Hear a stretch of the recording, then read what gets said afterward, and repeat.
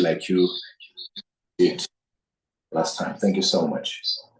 And I'm going to request that we all observe the proper protocols in terms of running this meeting of Amandla Umnotho. This is the last meeting for the year 2024. My name is Gugulethu Rekaba. I'm your host and president of Amandla Umnotho. It gives us great pleasure that once again we're here trying to do nothing else but to close this year on a high, empower one another, and make sure that at least we all plan for what is lying ahead, a new year. It's always great to know that we always look forward to something called New Year, even though to God it's not new, it's always there. But in our lives and our minds, at least Sibanale or hope we are entering a new year and therefore things are going to be better. I was talking to a few people and just having some discussions, light-hearted discussions, realizing that this year has not been kind, not been easy to many, many, many people.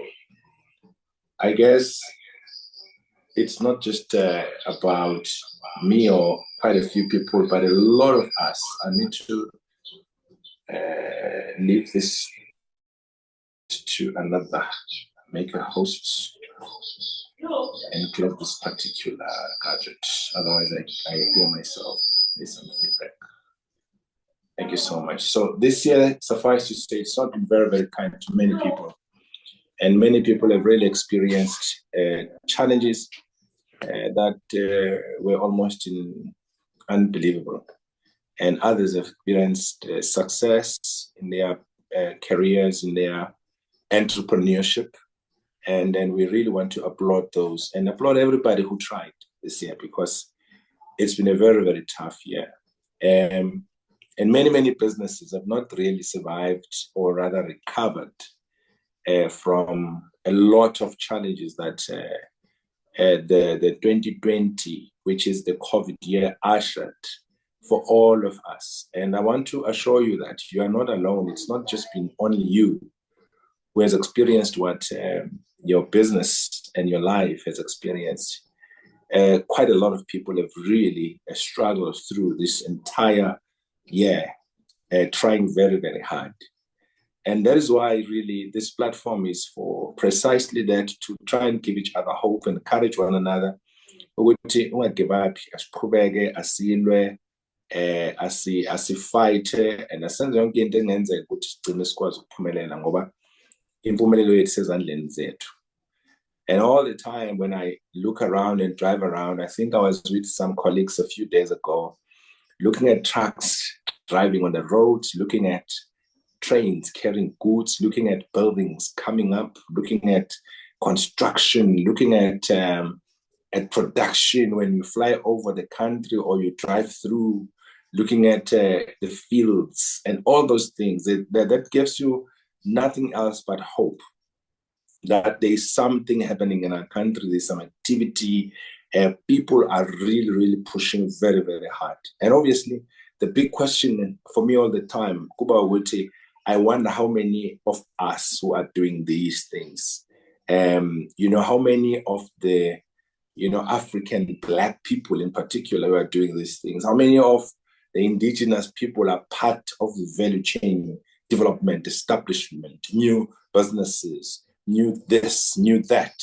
I think this is so important in the sense that we understand very well, I believe, all of us where we come from and what we still need to do as that which lies ahead in terms of challenges of us being economically active and participating and not being spectators, and making sure that we really are doing what is supposed to be done for posterity's sake and for future sake, for generations that are to come's sake, and for making sure that we are not just consumers, as we always say, that we want to make ourselves producers of what we consume and ensure that we are really part and parcel of growing the economy. And this time, a consumption time, once again, millions and billions are going to go down our stomachs on the basis of the things that we didn't produce. We import, we buy from others, we spend money, and others are going to have serious challenges as the year begins. I hope and pray not. And I hope that we all can really fasten our seatbelts and make sure that we do not become wasteful, but we really get our house in order. So it's been such a pleasurable year, and challenges that really have made the same year a beautiful year, because life is bittersweet after all, as well as there's so many things that are similar to, you know, the seasons of life: spring, summer, autumn, winter. But we keep marching forward, believing that ultimately we shall achieve our superordinate objectives. It's a pleasure of mine to welcome all of you with these words, and for those that are not used to joining us, and thank you. And I want to say that this is recorded, and Hlakanipo is going to be uploading it onto our Amandla Mnotho TV YouTube channel. So having said that, today is a wonderful day, because we are going to be addressed by 2 or 3 of my colleagues. I saw it fit that we must try and prepare ourselves for this year, and make sure that actually prepare ourselves for next year, because we are literally less than 24 days or something before the year ends, literally. And we have to get ourselves ready for 2025. I normally try my best to make this time a rather quiet time and a planning time. I know others set goals and set all those things that are called New Year's resolutions, whatever you want to call it. But I really believe that we need to set our goals and be very clear with them. We need to get assistance from those who are experts among us. Us being entrepreneurs and business people, I think what is important is to set the pace for 2025, get ourselves and our mindset ready for the opportunities that lie ahead. I said last week, this 2025 for us on this platform, Amandla Mnotho, Operation Verica and Royal Chamber of Commerce and Industry, we want to make it less talk and more action and more money next year, because we want to make sure we really, really crack it open next year. Less talk is going to be happening, and more money is going to be the name of the game. And we must network more, grow closer, and grow stronger together, and make sure that we do quite a lot of things. For those that didn't understand why I said I'm not going to remind people of the meetings, I want to buy because I said, so if you didn't say that yourself, understand that there are people who want to be reminded. So this time around, we're not reminding anyone. We want to work with people who are serious. So I'm going to set up the alarm, and to make sure when we start and when we move for real. Because sometimes interest and we don't want to trouble people who are still very relaxed, colleagues. I will be giving you announcements right towards the end, but importantly, those announcements are very important, because they are to do with what we discussed last year together with our business partner in Dubai, and other things that are going to be happening next year. So I've seen Mr. Bengu is here. Mr. Bengu, I just want to, he's not new on this platform. He's our member on the WhatsApp groups that we have. And he's my accountant as well on some of our businesses. And Lungisali Bengu is the managing director of Impulse Accountants and the face behind Tax Doctor SA. If you go to his Facebook pages, etc., you'll find that the Tax Doctor SA will be presenting the expert insights on preparing businesses for 2025 calendar year. And obviously, Mr. Bengu will highlight things like accounting best practices to close off 2024. Please take notes. Have a pen and paper wherever you are seated. Key tax compliance deadlines, the latest on the two-pot retirement system and its tax implications, and the SARS e-filing updates and practical guides. Tips to ensure your business stays tax-savvy and financially prepared. So this is what Mr. Bengu is going to be talking to us about this evening. But again, allow me to mention another speaker who's going to be talking to us He is a young, dynamic person who is an entrepreneur in the mining sector, and she'll be talking more on embracing entrepreneurship in the mining sector. Simphiwe Putswane is an entrepreneur with deep commitment to driving change and providing practical solutions, particularly in the mining and agricultural sectors. She is the founding director of Wonga Holdings, 100% Black women-owned company established in 2016, offering mining technical services and contract mining solutions in South Africa. In addition, she has co-founded several ventures across Southern Africa, including Wonga Holdings Botswana, Wonga Investments in Namibia, Wonga Limited in Malawi, and PMM Global in Zimbabwe, all focusing on mining and agriculture. She's got over a decade of experience in both surface and underground mining. Simphiwe has worked with various mining and consulting firms, creating tailored solutions that address unique client needs and financial goals. Her expertise spans diverse commodities, contributing to the entire mining life cycle. She's also passionate about advocating for women empowerment and community development. She serves as an ambassador for Graça Machel Women Creating Wealth. She's a member of Women in Mining, South Africa, as well as in the United Kingdom, and as a mentor under the Business Mentorship Career Advancement Organization. Simphiwe also has a deep passion for community development, particularly developing and supporting young people in fully actualizing their dreams. She is drawn to projects that have sustainable social impact in order to create employment for local communities. We've got such a very strong lineup and great people who are going to talk to you, Namhlanje. And we're going to start with Mr. Bengu. Simphiwe is going to join us at 10 to 6. Mr. Bengu, for the next 20 minutes, you take us through, my brother. It's almost 19 past 5 o'clock, so you've got until about 20 to 6, because we'd like to engage you as well, my dear brother. Thank you so much. Over to you. Please open the mic as well as your camera, because we are capturing these and we always like to get it onto our YouTube channel so that it is clear who was speaking. Ngolwasi. Good afternoon, colleagues, business entrepreneurs, taxpayers, and everyone who's actually hustling. Thank you for that very powerful introduction, Nonkosi. I think this initiative or this platform is specifically grinding on those issues that hindering us as the small businesses or us as the Black community who are trying really, really hard to make a living out of our businesses. Yeah. So thank you for that introduction. I think just on a high level, myself is Lungisani Bengu, and I'm from Impulse Accountant. We are mainly known as Tax Doctor SA. If you find us on TikTok, YouTube, you find us going with that name. So we specialize in taxation.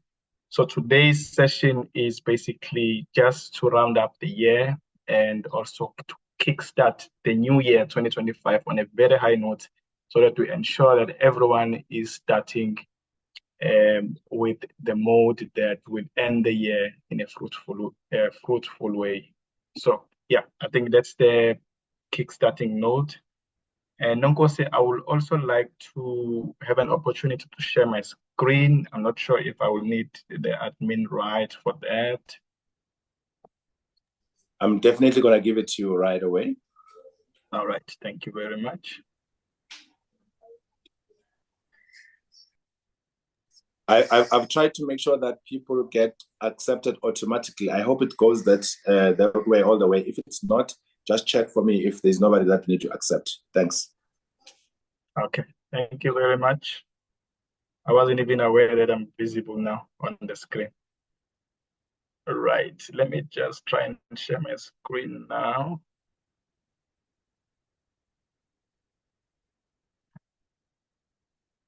All right.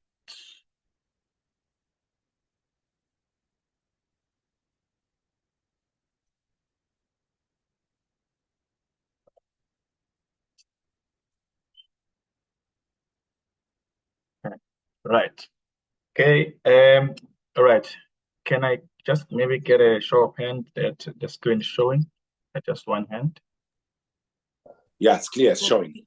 All right. Thank you very much. Right. So as I indicated before, the aim is to prepare for the new year. Maybe the agenda on a high level is just the introduction, which Mr. Nonko has already done. When I look at the importance of the year-end financial preparation, key accounting tasks that you need to do before the year ends. I know for some businesses, the year ends in different months. For some, they are ending now in December. For some, they'll be ending in Feb. So it depends on where you are in the state. So, but either way, you need this knowledge to apply it at your year end, right? The next bullet is tax compliance deadlines. So we'll be looking at the important deadlines that you shouldn't miss so that you should remain compliant with SARS. Latest tax developments. So these ones are for individuals as much as we are business owners, but we also have the individual side of things as directors or as managing directors or employees of the business. So we'll be touching on that, preparing for the two-pot system, which we all know it came on the 1st of September. SARS e-filing best practices. We'll look at the e-filing now because you can't divorce SARS or tax with e-filing. E-filing and SARS are basically one and the same thing. So the more you are familiar with e-filing, the more you will be understanding the tax as well. Common pitfalls. So we'll look at the areas that we've noted during this year, especially this year, since SARS involved a lot of changes in their systems and tax practices. So we'll be looking into what are the common pitfalls that business owners or individuals have fallen into and how to avoid them as well. Practical tips for the year-end smooth processing, and then we're going to have the Q&A session, right? All right, this is me there with my professional picture and the little bio. Right, so going straight to it, I know Nonko has given me limited time to do text with such a short space of time. I know I'll be dropping some of the sections, but I'm hoping that at least the glimpse or the important note that will be captured by everyone who's in this session.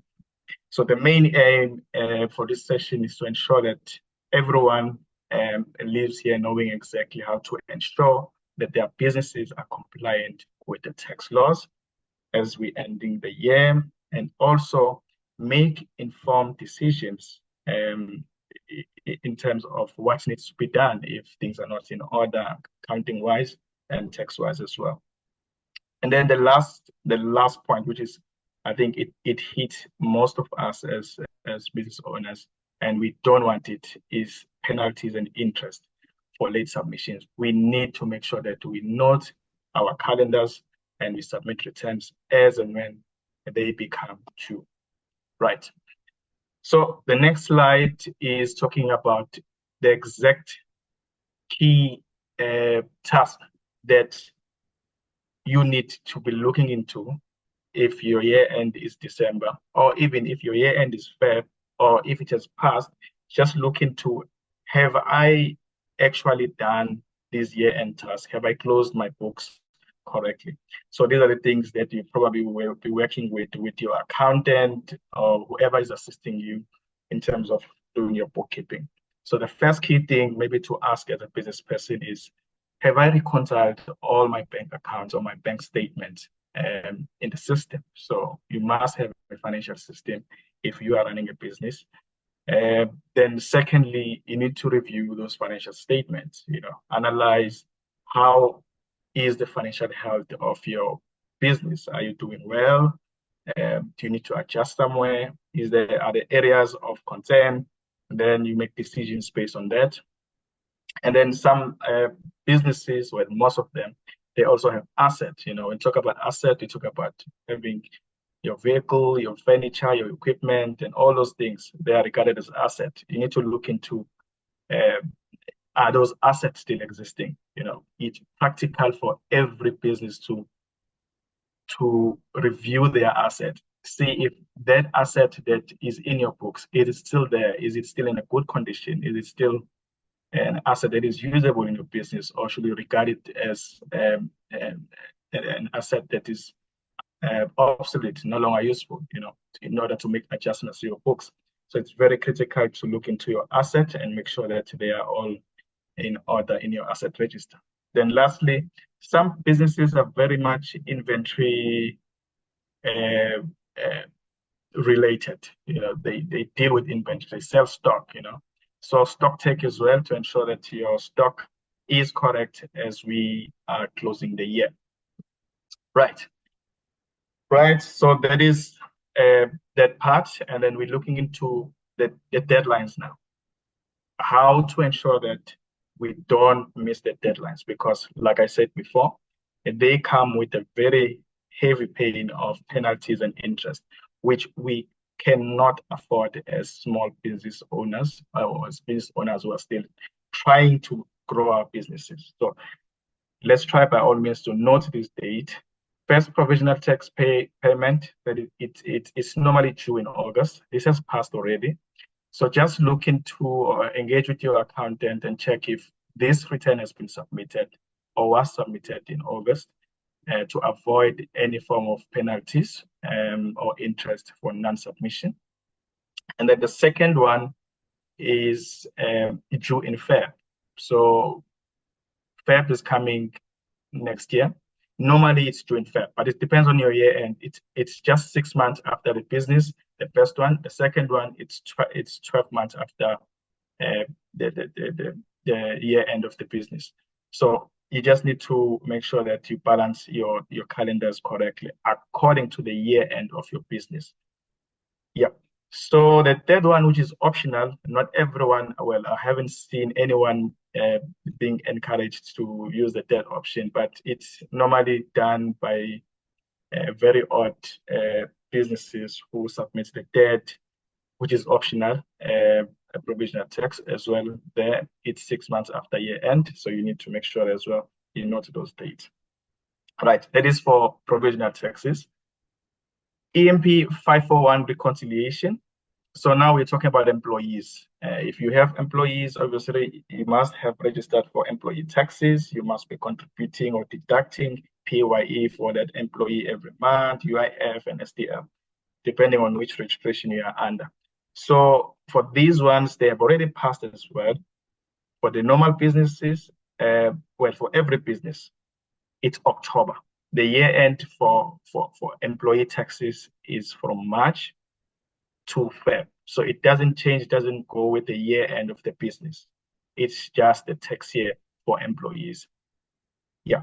So for this one, it was in October. So I think the question now you should be asking it, was my EMP 501 interim submitted in October by my accountant, or have I done this myself if I'm doing it myself? So has this deadline been complied with, or do I need to do it urgently? So obviously now it's late, there will be those interest and penalties. And then the next one is our submission. This one will be due in May. So also prepare yourself, make sure that we have a proper payroll system that tracks the full 12 months of the year so that you don't have any issues when you are doing this EMP 541 reconciliation at the end of the year, which is normally a problem because most of us business owners, we normally track what we can, but we don't reconcile it with the full 12 months. So let's just make sure that we keep this date at the back of our calendars. VAT returns, some businesses that are registered for VAT already. So we all know, depending on your period. So let's make sure as we are closing December, by the 25th, there will be returns that will be due. So if you don't submit your VAT return by the 25th of December, and it's true by then you'll definitely be incurring penalties. So I know 25th is Christmas, so let's ensure that submissions are done way prior that, so that it doesn't distract our holidays. Right. So that's it about the deadlines. Yeah, like I said when I started the introduction of this session, there's been a lot of changes. When it comes to SARS has made a lot of changes this year. And these changes are enhancing on how they collect their taxes and also how they pick up on individuals or businesses that are non-compliant. So they are picking at these developments. I remember there was a gentleman who was presenting the AI, and which was very brilliant. And SARS is using the same technology to, unfortunately, well, I say unfortunately or fortunately, to enforce compliance. So everyone who is a taxpayer or owns a business needs to be more vigilant. They need to know now that everything is accessible to SARS through the use of AI, right? So there's been a lot of changes. So I think the one that has been on the news or has been all over that most of people were excited about, some were savvy about, it's the two-pot system. So it kicked in on the 1st of September, where there was a separation of savings pot and retirement pot, 1/3 to the savings pot and 2/3 to the retirement pot. I'm sure most of us have already gone through this, so I won't bore you with the details. I think the critical thing is that these attract tax at your marginal rate. So the more you withdraw, the more you increase your tax bracket, the higher you can be taxable. So really making a decision around making the withdrawal is crucial. And please also note that there are calculators on SARS e-filing for you to first calculate and see how much tax damages will you be paying if you withdraw the money that you will be withdrawing. Withdrawals for this year might have been exhausted, but the season for withdrawal again, we will open on the 1st of March 2025. So there, if you need more money or you need to dig into your two-pot, you'll have another opportunity to dig in there. 1st of March 2025, right? SARS e-filing enhancements, like I said, there's been a lot of changes, but also these changes come with a lot of resources and guides, which I don't expect you, because you're not tax practitioners, to go through everything in detail, but at least get a high level understanding of what has changed and what is expected from me as a business owner to comply with. Just that basic knowledge will go a long way, especially with understanding when your accountant or your tax practitioner is requesting information, right? So preparing for the two-pot system, there were a lot of preparation that has to be done. That included updating payroll systems to accommodate the new contributions. That is for employer, and then educate employees, the changes and their options. So employers had to adapt to this change. Unfortunately, they had no option, but they had to adapt to this and ensure that their systems are accurate with this. And then for individuals, yeah, I think it's more of being whether you need to withdraw or not. So, and your withdrawal, before you do it, you need to ensure that in your personal capacity, you are fully compliant with SARS, because before they allow you to withdraw, they will check on compliance status. You need to ensure that personally you are doing well. Right.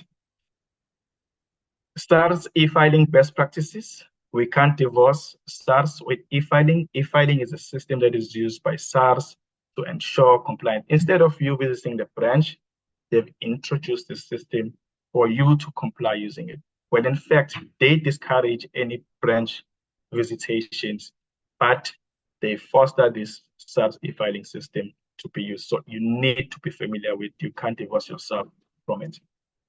So there's been regular updates on it in terms of enhancements. Like I said, there's that new calculator for two-pot that you can use. Also, on SARS e-filing, before you submit your return, you will see the deadlines that are there, and ensure that you submit your returns on time, or your accountant does that. And also, yeah, obviously the guides that I was talking about, the information, applications, all the changes that are there. There's a lot that has happened this year. You need to at least have a view on what has changed, at least the key changes. Obviously, there's a lot that we as tax practitioners have to know we don't have a choice. But as a business person, at least have a high level knowledge on what needs to be implied with when it comes to SaaS in terms of the changes. Right. So let's look at the common pitfalls and how to avoid them, right? So there's a lot of pitfalls. We are small business owners, and we are really trying to make a living. We focus on business. We forget about compliance. It's normal. Most of business owners are facing that challenge, but we need to avoid it. We can't afford the penalties and interest that comes with that.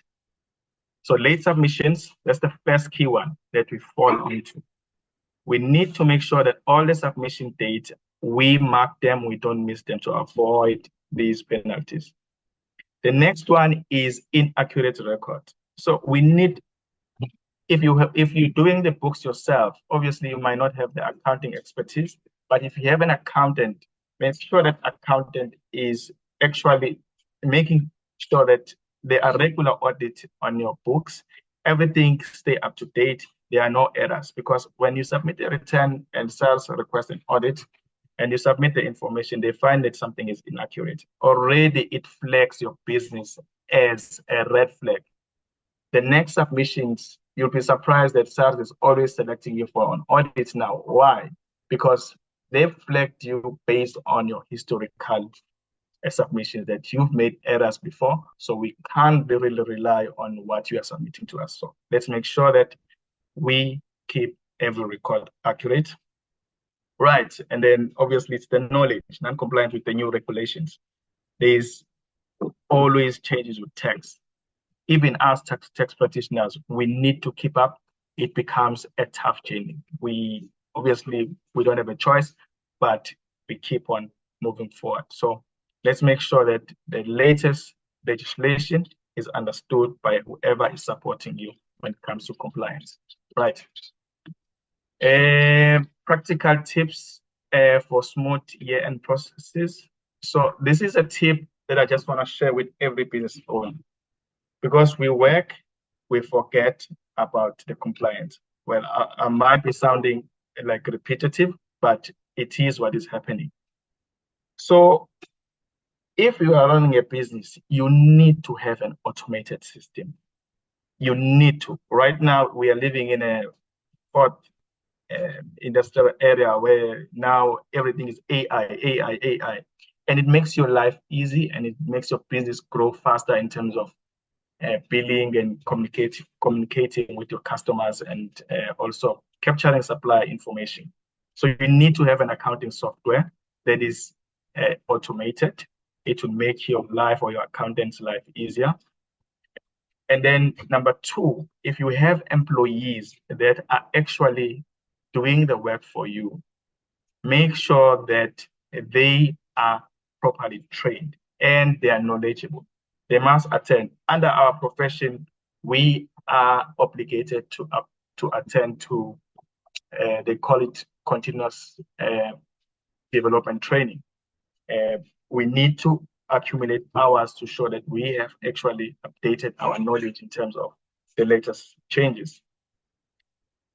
Most likely, you may not be having the time or the resources to do this. You can always seek professional help, consult a tax professional for any complex issues. And I think we all know that, especially when it comes to tax debt and issues with audit with SARS, you really need someone who's familiar on how those engagements unfold, right?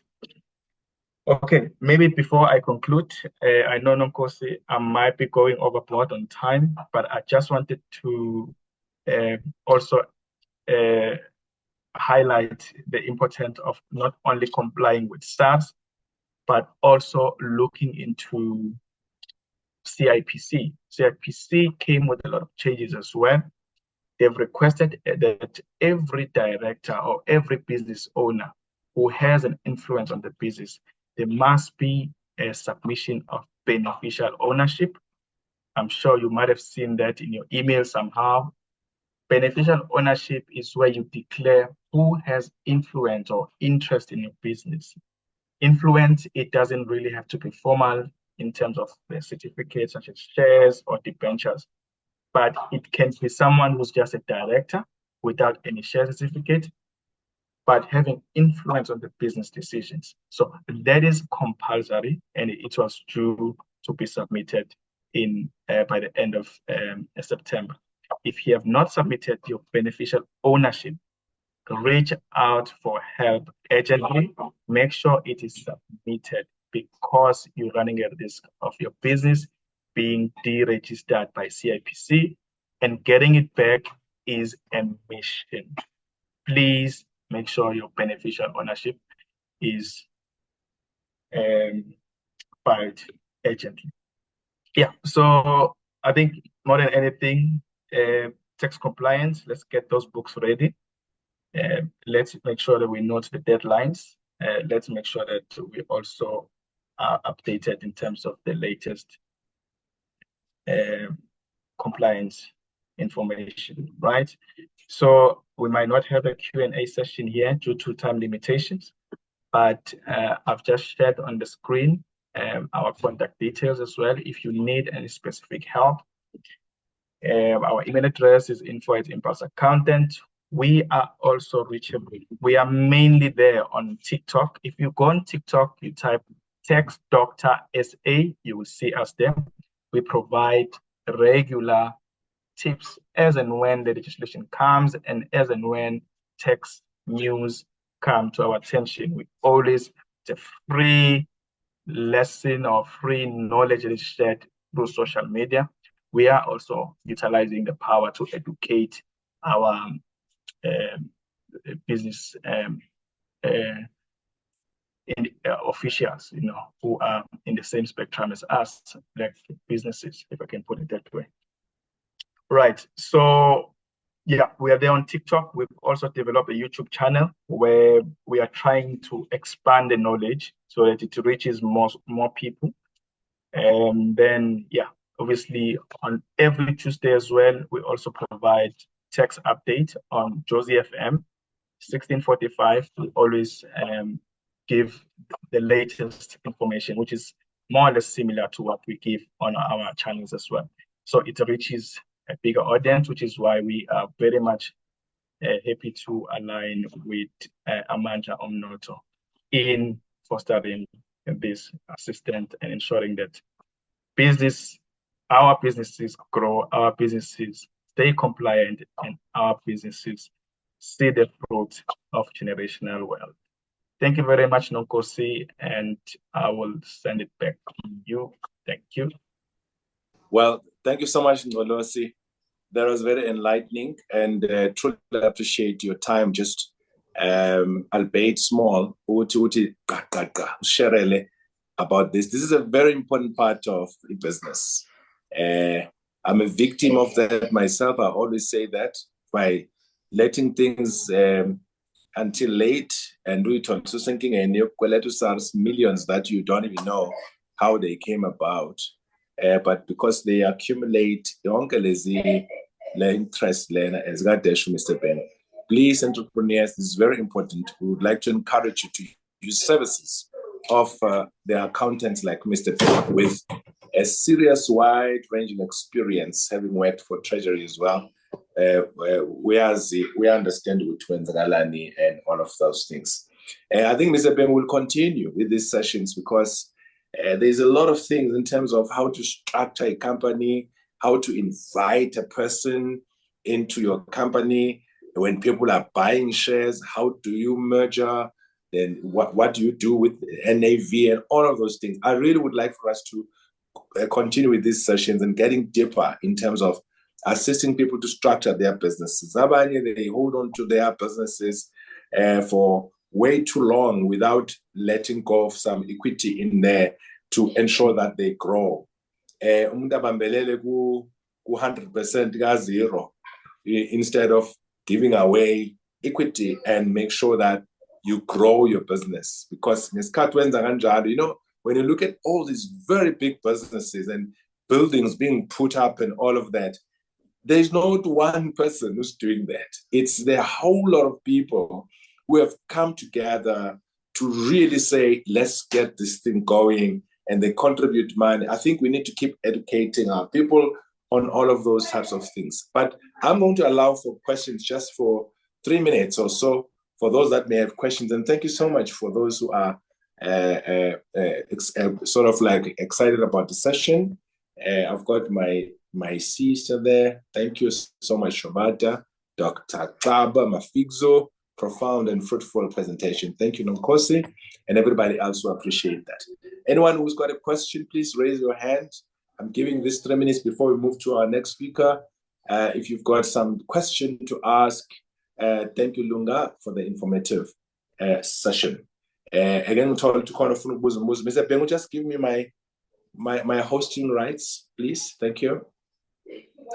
Anyone with a question, it's your chance to ask.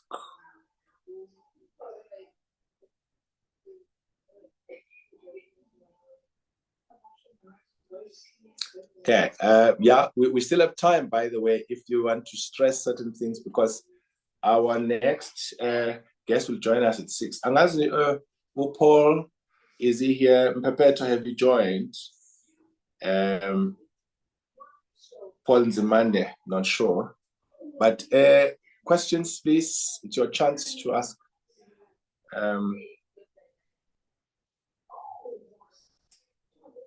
Maybe just emphasize certain things that you'd like to talk to Mr. Bengu as well, that probably you felt you needed to talk about. You still have 5 minutes I here. do have a question. Okay, yes, please. Your name and the question. Thank you. My name is Pue Petros Gwala, based in Port Selwanyuswa. I just want to find out if there's a sort of automated financial software or system which our brother can recommend. Thank you so much. Thank you so much, Babu Bampepet. And let's go to Mr. Madela and take note of those questions, Mr. Ben. Sibonga Nkosi nawe Ngcolosi. Bengathanda ukuthi uphinde le ndaba ukuthi kuthiwa uma ungayilistanga i-beneficiary for one of your companies, angazi kubheka phezulu ukuthi uma uthi kuvalwe ngoSeptember, ikhona nendlela enenza ngayo njengama-accountant ukuthi it was too short, there's still a time for people to correct so that inkampani zabo ingavalwa. Thank you. Okay, thank you so much, Ndaba. Mr. Bengu. All right. Thank you very much for that question. I think I didn't get the gentleman's name. I think Kuala, automated AFS system. So, yeah, on that one, unfortunately, there is no automated AFS system. The system there are systems that are for bookkeeping, for instance, when you can actually, instead of capturing the bank statements directly using one transaction at a time, you can convert them to a CSV and upload the bank statement in the system. So I think those are the latest enhancements we have on the bookkeeping side. In terms of the AFS, unfortunately, the financial statements, they are very much a document that is an accountant needs to facilitate. An accountant needs to actually know the business and present what the business did for the year and everything, including the notes and everything.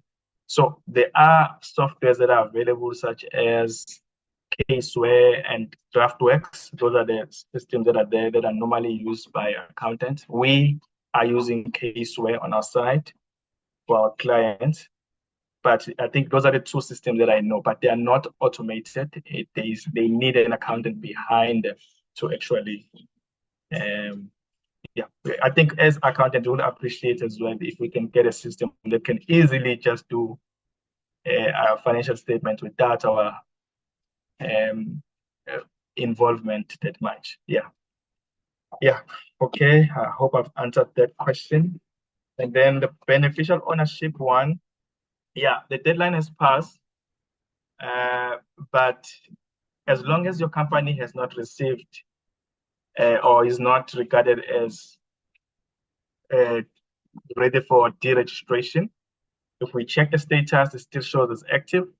That means, fortunately, CIPC has not picked up that you are actually non-compliant or have not submitted the declaration. So there's a lot of companies that they're dealing with. Maybe you are on the queue. So the earlier you do it, my advice, do it as early as possible. Because for now, we are submitting some beneficial ownership for some companies already. We were submitting last week. Every week we have new people who are coming. I think for businesses, this information, like you are saying, it was a short notice, but unfortunately, it has those deadlines that need to be complied with. So yeah, there's still a window for you to file. The sooner, the better. Thanks. Thank you so much. I saw someone with a hand up. I'm not sure they've dropped their hand. There's somebody with a hand. Yeah, onembuzo bakwethu isikhathi leso kubuza umbuzo. Ngalento ya CIPC nje kumanje and mhlawumbe umbuzo engawubuza lapho angconosi. Lento yokuthi ba-add yonke lento le, what has been the reasoning behind that? Aba-adding so much of a burden about the ease of doing business. Is not adding so much burden on this ease of doing business? Okay, thanks, Nkosi, for that question. You know, there was a report that came out. I think it was a global, some form of a report. I don't remember the name of it, where our country was rated below a certain range in terms of compliance, in terms of being a country that is responsible in terms of ensuring that everything that must be globally, that is regarded as right global in terms of compliance, we are in. So that is why there's been a lot of enhancements. So this prompted that, okay, so there's a room for fraud, there's a room for this in this country. So it put us in we were rated below the rate. Basically, we failed the test that was done. And then for us to respond, Treasurer needed to write a plan on how we're going to address these concerns that were raised in that particular report. So they've responded, which included all these structures such as CIPC, SARS, enhancing their systems to respond and ensure that there is accountability and people who are owning businesses are actually known in the register of CIPC. Who are they? People who are having influence, they are actually there. So it comes from that report, those findings that we found in that report. So they had to respond as a country that this is how we're going to be addressing this. I think we are yet to be tested on whether we have implemented this and they have addressed those issues that were raised findings. No, thank you so much for that, because that is normally a big question. You know, CIPC has improved the way people register there, even to start a company. I mean, today, within 5 minutes, you can have your company registered, which is absolutely amazing. But now to add more of these things, it leaves one asking about questions. We'll be starting with our next guest in the next 4 minutes, but I see Kabanyana has got his hand up. Open your mic, my brother.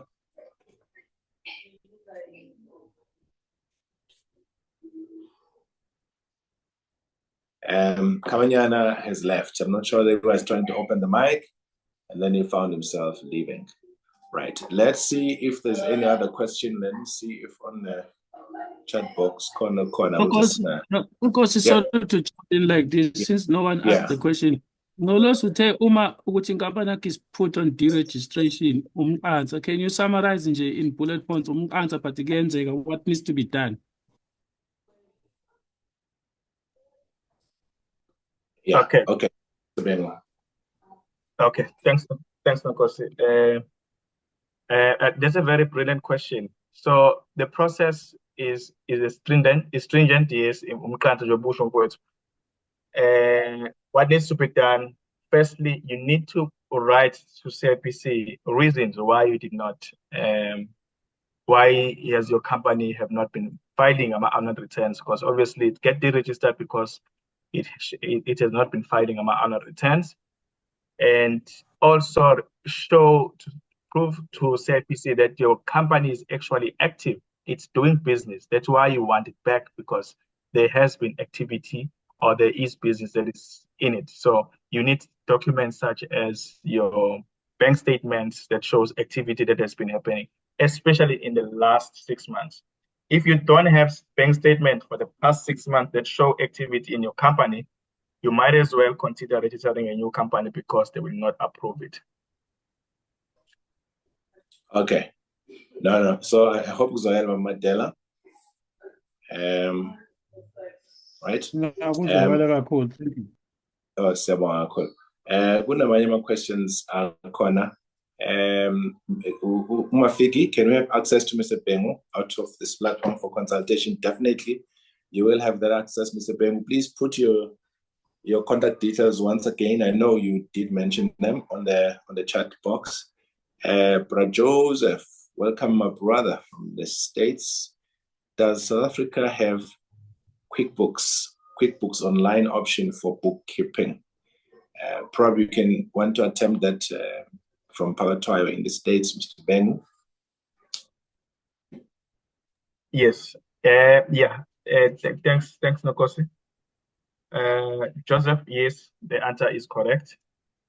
We are using QuickBooks. We are mainly using QuickBooks for all our clients in South Africa. So for bookkeeping, yes, there is QBO in South Africa. Yeah.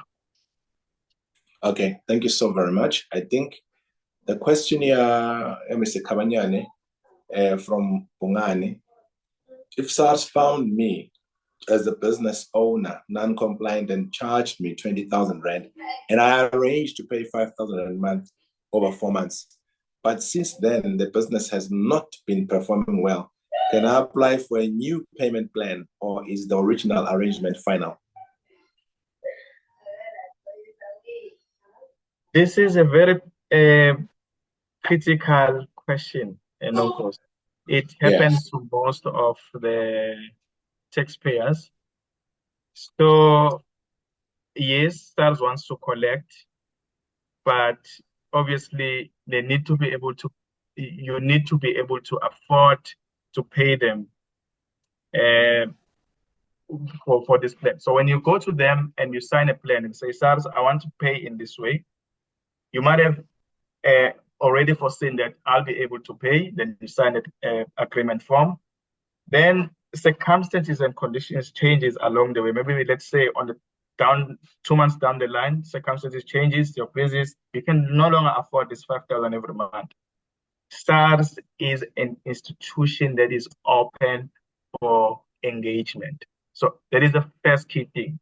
If you are struggling, do not sit in your corner and wait for the results on how it's going to happen if I don't pay this 5,000.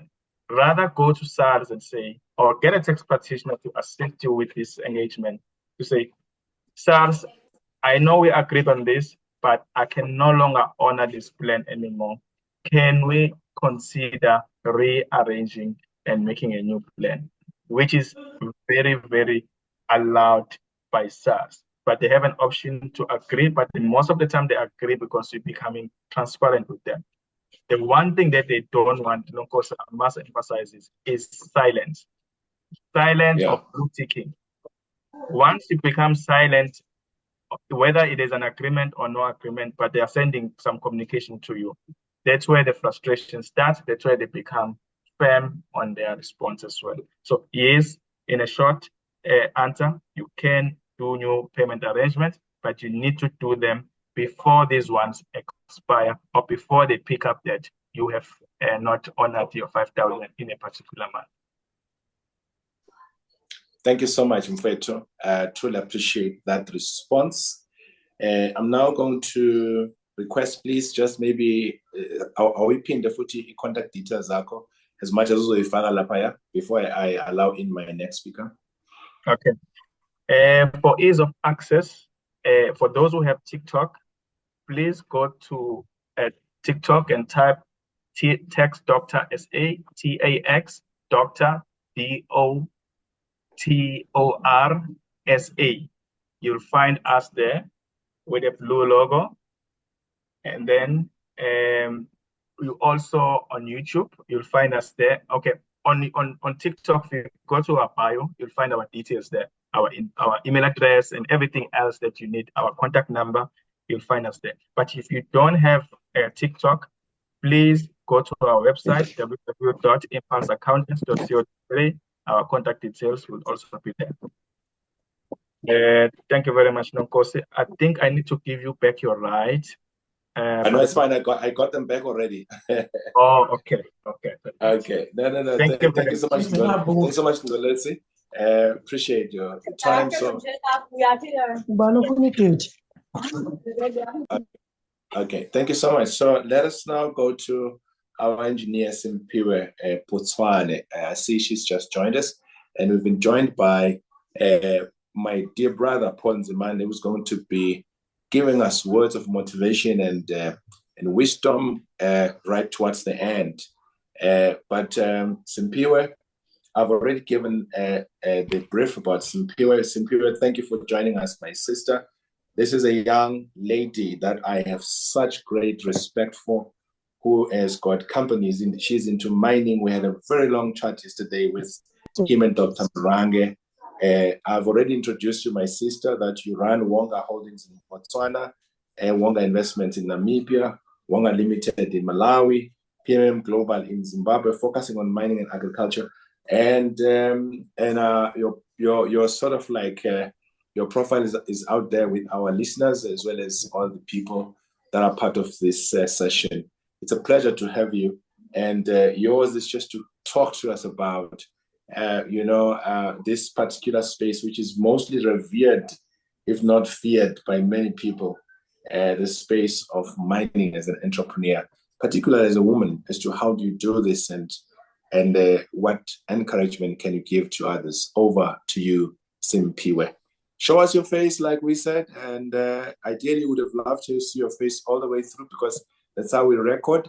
But if you feel you can't because of wherever you may be, you are free to just show us and then hide a bit, as long as we see that you are not a machine, you are a human being talking. Over to you, Simpiwe. Thank you. I don't know if you're able to see my face. We definitely see your face, Simpiwe. Thank you. Okay. Thank you. Greetings to you. Greetings to everybody that's joined. Apologies for the delay on my side. Thank you, Mr. Kaba, for the invitation. I'll keep it very short and brief. Maybe I can just start by formally introducing myself. My name is Simpiwe Putswane. I'm also known as a certified gold digger. So I'm called a gold digger, and I call myself because I actually embrace the spirit of exploration and innovation in the mining industry. I believe that mining is just not only about digging for minerals or extracting from minerals, but it's about creating opportunities, fostering the growth, and also empowering young people to actually pursue businesses in this very exciting industry that can help and improve in growing the economy, especially the economies around the surrounding communities, because we all know that for every mining activity that is taking place, the mining is actually it takes place within the surrounding communities. So I was born and bred in South Africa. I am South African. I come from a town and I come from a province in Mpumalanga. We know that that province is known for actually lighting up the country for its coal mining. So it's actually big in mining and agricultural sectors. So that's actually where I come from. And maybe I guess that's where the passion for mining for me actually also even started from. My journey in mining actually began when I started working as a mining engineer. I then advanced into different roles, I worked for different mines and different commodities and moved into different management roles up to now, where now I'm actually an entrepreneur in the mining and agricultural sector. Throughout my career, I've actually had the privilege of working in various different projects that have not only challenged me technically, but have also allowed me to contribute to my surrounding communities, which is actually something that I'm actually passionate about, working with communities. So I left mining as an employee to start my own company. At that time, I was only offering mining consulting services. So I was very excited when I left. I thought, this is a space that I understand. I know people in mining. I will just go in there and everything will just be perfect, and I'll just thrive from day one as an entrepreneur. But little did I know that I only had the technical experience of mining and zero experience of in the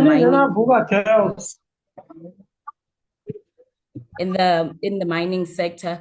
So during that time, the transitioning of working for the mines and now actually starting a business in the mining was quite challenging, and it was actually a very sobering moment for me, because now I had to start learning everything from scratch as an entrepreneur in the mining sector.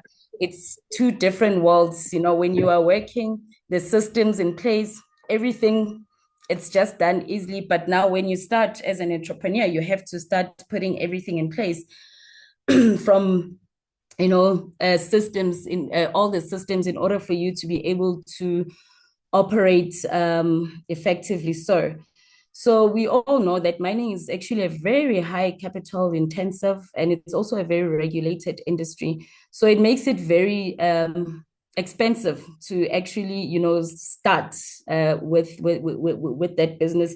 And that's why you had mentioned that a lot of people might get intimidated, or they might just think that, it's an impossible journey to start because of the capital that's upfront capital that's actually required for starting up. So my starting point was, I then had to go back to the drawing board and say, okay, now where do I start? So I just started off with what I understand more, which is all the mining engineering services. So I started offering that. So that was me as a resource. I started with the consulting services, and it was not going too well. It was going very slowly, purely because most of the mines will only get consulting services if they actually need to start with doing optimizing their processes, if they're not doing well, or it's the consulting services that will be required for actually emerging junior miners. So I started with that, but then I saw that the numbers are not adding up. There's too much hours being spent, putting up all these proposals, but the growth of the company is scaling up very, very, very slow. Then I decided, okay, we need to move into contract mining. And that would actually require now a lot of initial investment, for buying equipment. Contract mining is about equipment and plant, because that is what's used by the mines in order to do the extractions for whichever minerals that they need to extract. So now it was like, okay, where is the money going to come from? So I then approached one company that had already been doing a lot of projects in the contract mining space. They had big clients, and I offered a free consulting services to them. And I said, if I can offer you my free services to actually optimize your current operation, turn things around, then I'd like you guys to actually give me an opportunity to do subcontracting for your projects. And we agreed, and in less than 3 weeks into looking at their processes, we had managed to actually turn things around for them.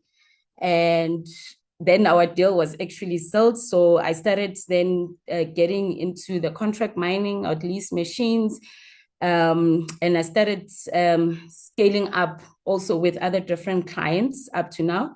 So we managed to actually get into, as we scaling up, we saw that, hence I said that contract mining is actually the plant. And if you actually don't have the plant, it becomes very difficult to come up with competitive pricing, because now you have to actually go out and hire. Then we started acquiring our own yellow fleet. So we specialize on doing both underground and surface mining within all the commodities. And we started buying our own equipment. So we still even do like a hybrid process where we lease, and then some of the equipment we buy from, we use our own equipment. So what's actually even now even more exciting is that now we've actually even moved even further away. We're now actually going to even ourselves going to start selling the mining equipment for the mining and also for the agriculture. With we've gone into a partnership with Germany-owned OEM. So that's going to be another big game changer on our side, because a lot of emerging contract miners are not able to scale up because of the issue with the equipment. So we just saw an opportunity there and a gap, and we thought, okay, let's just come in and actually get into that. So parallel to scaling up the business, as a founder, I then started also registering into entrepreneur programs in order to learn how to run a business effectively and also participate globally.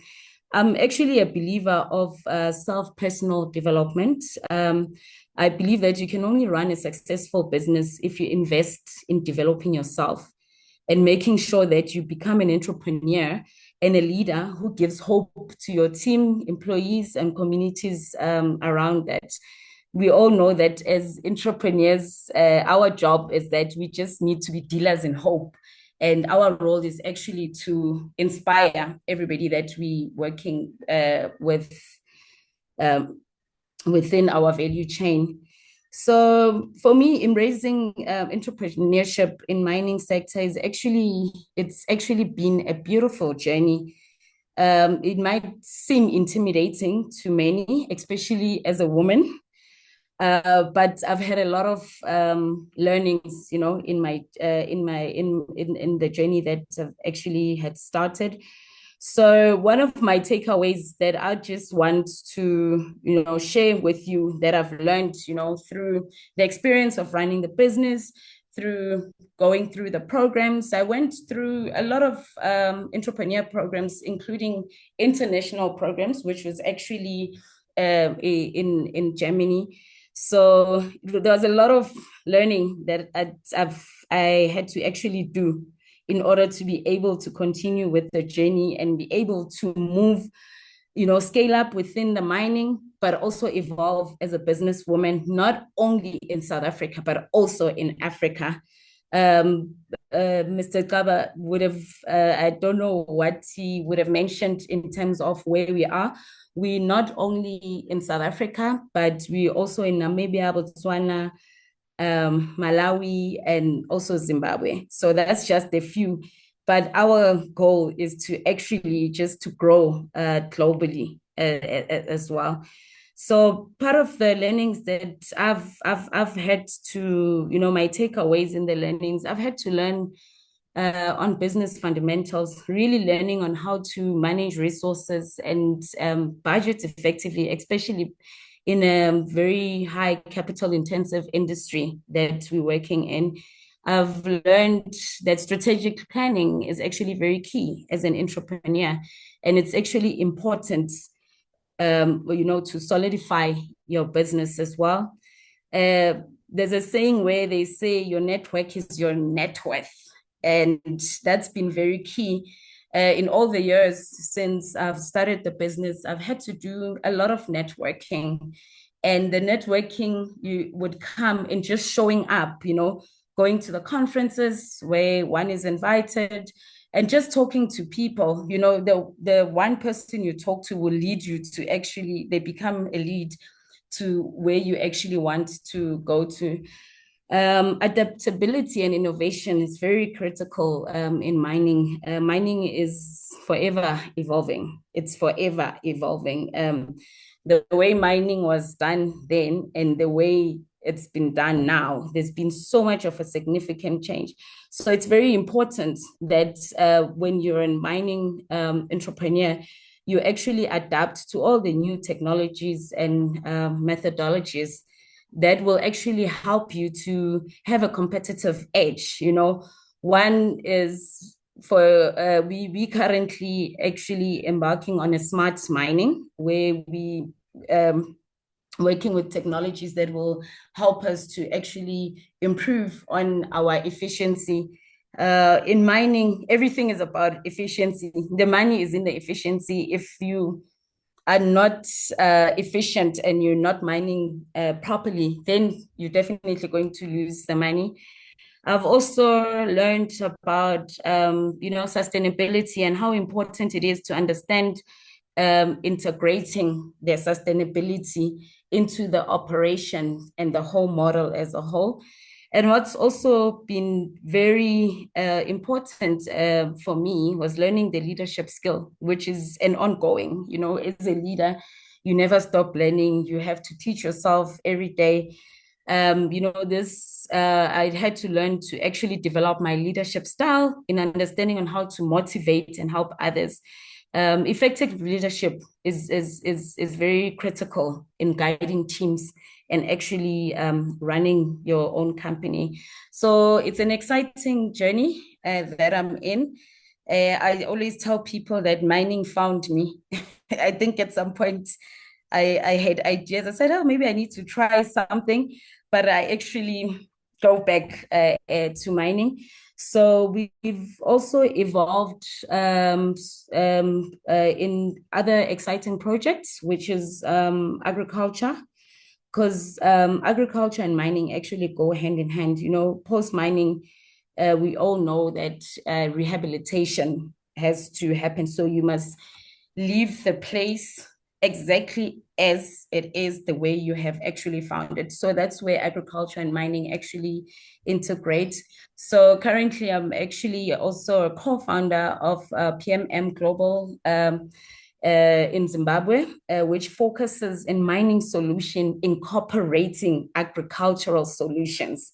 So it's quite exciting because this will it's actually going to be a game changer, incorporating the communities, helping them how to use best practices in agriculture, and the communities being around from the or where the mines are actually operating.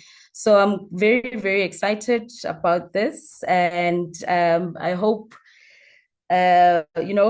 many of everybody that has joined us would actually embark on the mining journey with agriculture as well. So that's just that on my side, and thank you very much for this opportunity to engage with you. Thank you. Wow, thank you so much, Sisi. This is profound. I can see people commenting, and I know this is not enough a time for you to really get all of that is in your chest and talk about this. I must make sure that next year we are one of our speakers during our conference in October, because we want you to Tulu Libracy. Share with us and share with everybody as to how you really made it thus far. And it's always an honor and great excitement to have people like you come out and share. I want to, once they've succeeded in their ventures, they tend to want to be just kept away a little bit from the noise and from many people. Not that we have noise, but these are entrepreneurs who want to listen to your great story. And especially the sustainability model of mines. I think that's very important. You and I and Dr. Marang spoke about that outside of this. So I think it's very important. I think you've got comments there. Please consider, this is from Joe Pratwai, please consider a training school for heavy equipment operators of your equipment. And there he put a link for you. And thanks so much, Mngoni Pratwai. And then we've got Londiwe. Hi, Simphiwe, kindly share your contact details. I do know that we have the contact details issues. Simphiwe, if you're free to do it, you can. But again, I always want to protect our speakers, which might be inundated with many calls, because sometimes we have so many calls. However, if you're free to have the chat with Londiwe, it's okay. Question, Simphiwe, do you apply productivity techniques in your mining and agricultural operations? If yes, what has been the impact? Well done and congratulations, Simphiwe. Hi, everyone. Hi, anyone who got Simphiwe's numbers, can you please send me? I couldn't get all the numbers, right? Simphiwe, would you like to attempt to some of those questions? Okay. Okay, just sharing on my contacts. I'll try to leave it here. I'll leave my email as well. Thank you so much. Yeah.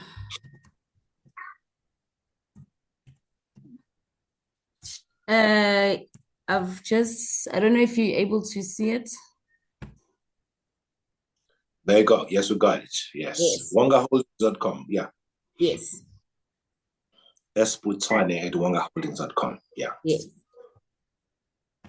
What was the question? Sorry, I didn't get that. Do you apply productivity techniques in your mining and agriculture operations? If yes, what's been the impact from CISA? Okay, yes, we do. For every productivity technique that we actually use, obviously the yield is for us to actually improve on the efficiency, but obviously it's not a one size fit all. So we do an analysis on that specific project, and then an appropriate technique would actually be applied actually on that. Oh, fantastic. Fantastic. Well, Simphiwe, thank you so much, my sister. Like I said, I'm going to take you up. Thank you, Nsani, powerful and inspirational. I'll take you up on the next journey. You and I are still going to meet in Jozi to discuss further and how do we work together for the benefit of these great entrepreneurs on this platform. Thank you, Siswami. Truly, truly appreciated. We took you on a very short notice, and you've got an amazing and impressive business story, as Mr. Hadebe is mentioning.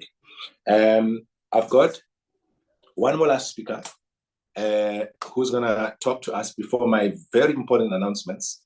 You mustn't miss these, because they are very important, talking about the way forward. This being our very last session this year. We ought to then know what's going to be happening, what are going to be the marching orders next year, 2025 and beyond. I've got Paul Mande. He is the great brother of mine. He is featured on many radio stations, particularly Ukhozi FM and many other media outlets. He is featured talking about issues of depression. He's written a book which I've had a privilege to buy as well, and I've read it thoroughly. Really trying to help men and people in general cope with this situation of depression.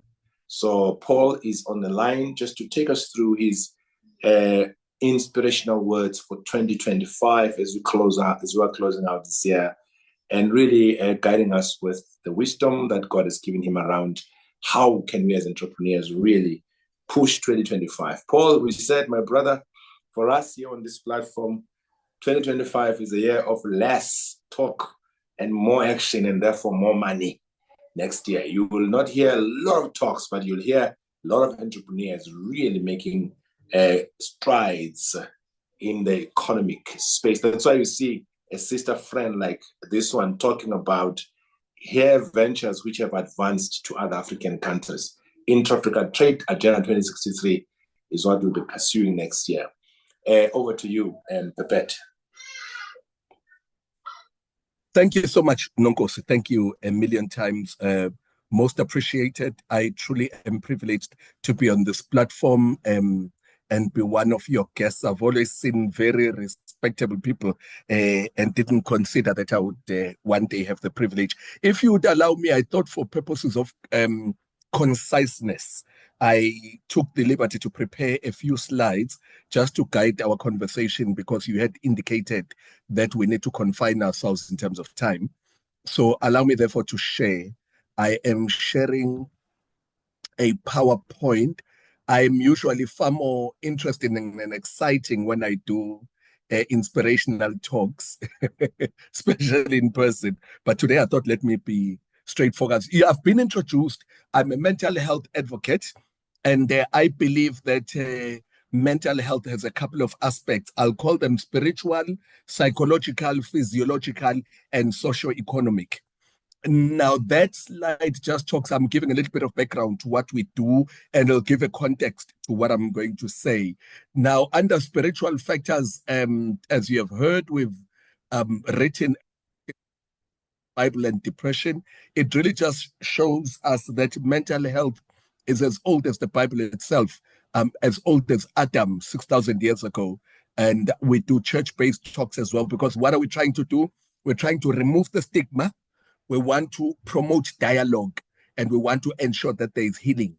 There needs to be no stigma. If powerful men like King David were able to say, look, I'm struggling, then it should not be any shame for anyone to be struggling. And I particularly talk to men and say the same thing. In terms of psychological factors, I'm a life coach, not a life coach. I'm a life coach and a motivational speaker. And in life coaching, one of the things I found very powerful is that we're able to help someone find meaning in their lives, redefine the meaning, find direction, clarify their purpose in life, and release their passion. I've found that sometimes even people on the border of depression, once they found their purpose and they're locating their passion, they forgot about suicide. In terms of physiological factors, what we've then done is we are in the business of nootropics, which means we manufacture, we market, and we distribute mental health related supplements. And we've got presentations where we go to great lengths discussing the type of products that we do. But because of the socio-economic factors also contributing to mental health, we've opted to distribute via direct marketing, network marketing to be more specific. And so I'm a social entrepreneur, and I advocate for people everywhere to find ways to improve their own social standing and financial standing, instead of just accepting that the economy is as is, because we know it's high unemployment, it's poverty, and all of those things, but we can change our lot. My theme today is rest assured, rest prepared. You can also run it around and say, rest prepared, rest assured. I'm wanting to encourage us to rest over these holidays, but to rest intentionally, rest prepared, rest assured that when the year starts, we know what we're going to do. So I want to submit upfront that preparation, therefore, for the specific conversation we're having now, preparation is absolutely key. And I'm going to borrow from two specific fields that we cover today. I'm going to borrow from farming. I'm also going to borrow from fishing, just to pick a few elements of preparation, just to dolt our minds in terms of the visual imagery that has to do with the point that we are trying to make.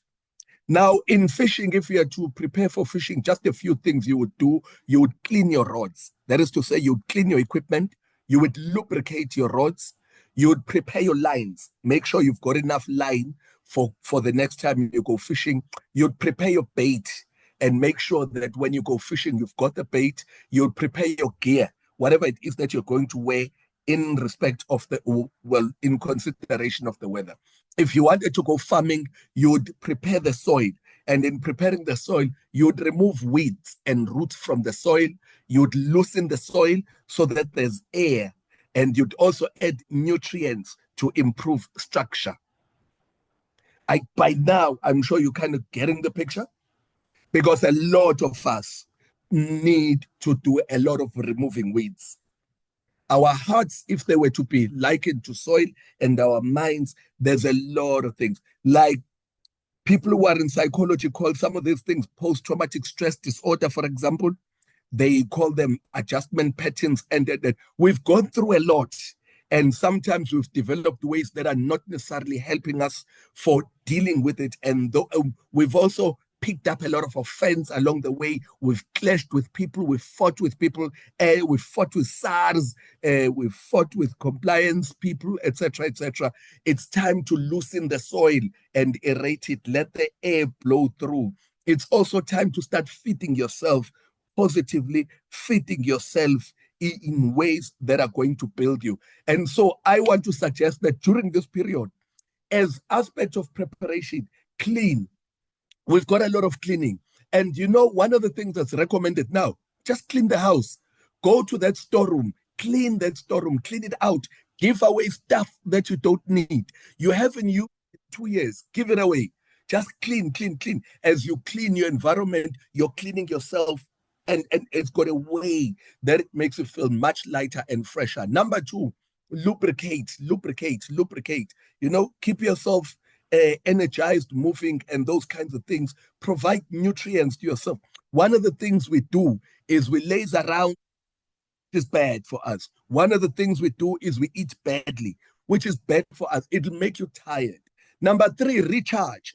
And at the risk of sounding like I'm admiring white people at the expense of black people, the one thing I've seen is there is definitely a radical difference in how the European people prefer to spend their holidays.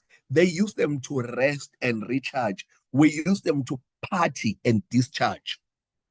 They use them to rest and recharge. We party and discharge. And so by the time it's January, we are tired from the partying. We have not done the next thing, which is rest. Rest. We need to take the time to rest, but rest intentionally. Rest in preparation. So what am I saying? One of the benefits of that is that when you are prepared, I've heard a saying that luck is preparation that meets opportunity. When you are prepared and you are resting, you are now allowing the universe, if you believe that type of speaking, you are saturating your consciousness with your readiness. You are literally aligning yourself with opportunity. You are literally bringing opportunity to your doorstep.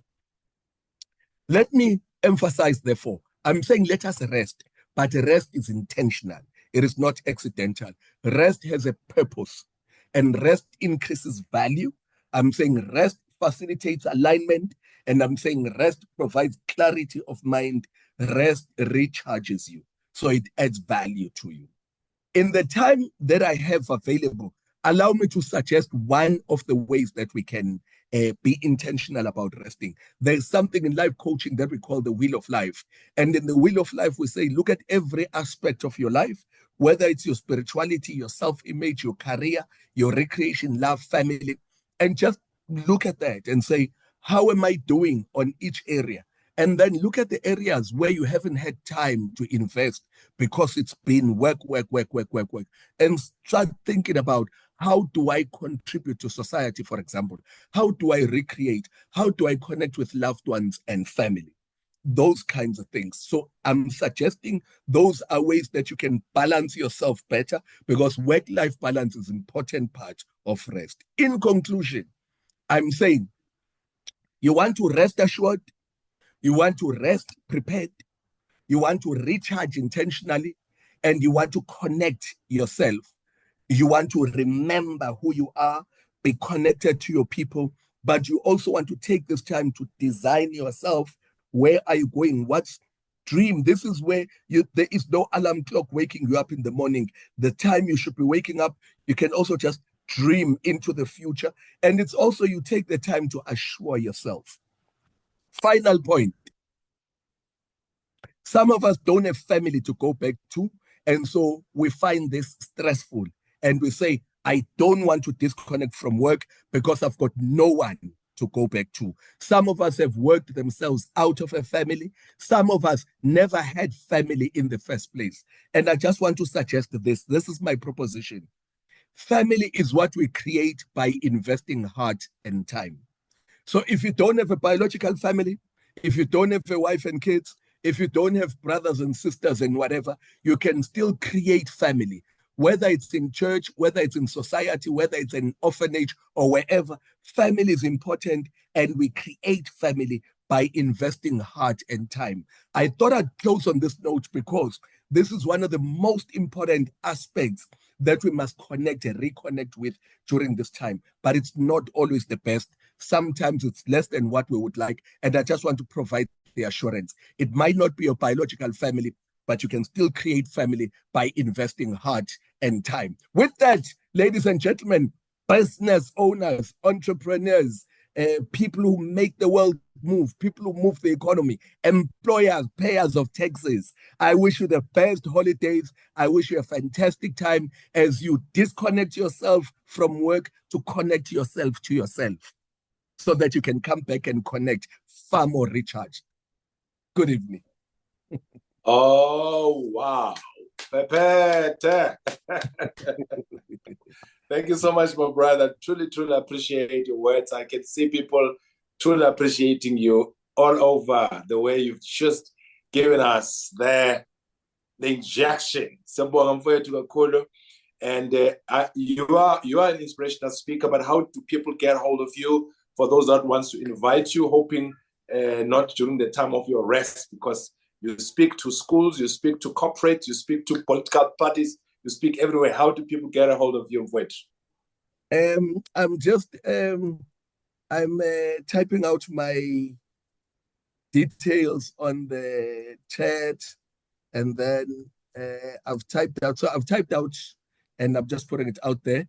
wealthorganic.co.za, the catalog for the book and some of our products. Yes, how could I not take marketing time? If you go onto the catalog, you'll find products that are going to help you rest. For example, we've got a calmative. You are disconnected from targets and budgets. Just take a calmative, rest. If you're struggling with insomnia, we've got something for you there. If you're struggling with lethargy and no energy, we've got something for you there. And a good detox. Also, that's my telephone contact details. Contact us. Let's connect. Love to connect with you, good people. God bless you. Thank you so much, Pepete. Truly appreciate, my brother. I can tell you this is not the last time you are here. I'm going to invite you over. Thank you. Yeah, thank you so much. I just want to give the announcements. We had a very fantastic session last week, as you all know. I did highlight something around people contacting Frank on the site. Please, people, learn to follow that. We're not going to dwell much on it, but again, for me, as a developer, I always see an opportunity to assist our people to know how to nurture relationships, because at times if you break relationships like that, you may find yourself not progressing that far because you do not know that connection, that when I bring certain speakers here on the platform, what is it that we have between us? And some of them, they will even complain and saying, hey, who is this person? Why are they doing this? Already you've lost credibility on your side. And yet you thought you were moving into maneuver your way to meet those people. Please, let's not do that. We are actually going to organize a class next year, a class of how not to break business relationships. It's very important because I've seen people breaking their business relationships just by really being ignorant, or others by simple maneuvering in ways that are not really very ethical. So we are going to be putting in projects on the spreadsheet. That's why we are ending, just like Paul has mentioned that we need to rest. As you can see, this is the first week of December. Already we are closing because we want to really rest for this whole year and start on a new year very, very recharged. So, but this coming week, which is going to be our last week in terms of work for some of us, we'll be collecting projects. Email your projects, please. Viable projects, just like our brother was talking last week. I've received other projects. Email them to me at guguletu@adamopeaks.co.za. Guguletu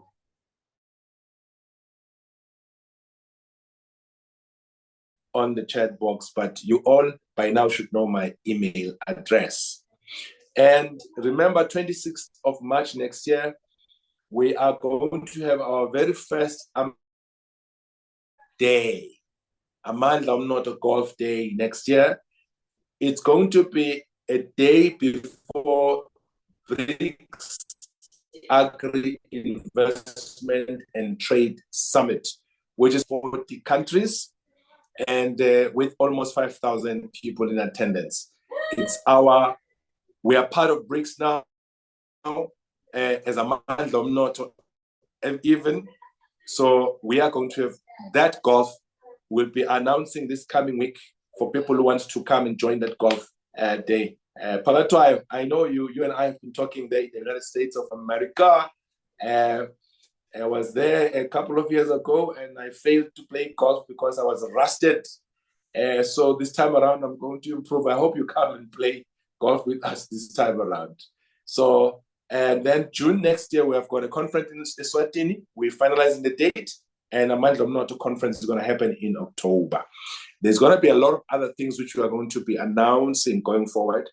We are still going to be on our WhatsApp groups, but honestly speaking, we want to close even our WhatsApp group end of next week, or towards the Christmas, so that we just really rest and not information overload people during the time of rest, as Paul was talking. We need, please, to be disciplined and recharge ourselves for a greater 2025. I think on that note, as I put in my email, I'm going to have to leave it there and really, really appreciate each and every one of you for coming through to this very last session of Amandla Umnotho, for being part of this great movement, great organization in this whole year of 2024. We are really excited and are thankful and truly, truly appreciate you for staying put and for being here and there all the way until the end of this year. Please be safe, drive safe. Whatever you are doing, be happy but safe. We want you in one piece next year. Next year, we're going to be traveling with many of you to different countries, as we have mentioned. And next year is going to be a year of silence and great strides, and a year where we'll be talking a bit less, but doing more, capturing the lost ground, moving ourselves to the next phase of life, ensuring that we live for posterity, impacting the nation, impacting our continent, working to achieve intra-Africa trade and Agenda 2063. I was talking to Mamnkosi and Dlamini Zuma. I'll be inviting her on the platform to discuss a whole lot of things that have to do with Agenda 2063. Nina nonke bakwethu sibongile kakhulu ukuthi sihloniphane and siqhubeke senze kanjalo on our WhatsApp groups and whatever else that we're communicating, and love your families and love your loved ones and spread love all over. Thank you so much. God bless you all, and we acknowledge all your comments. Thank you. Good evening and happy 2025 and happy Christmas and great New Year. Sebom. Thank you.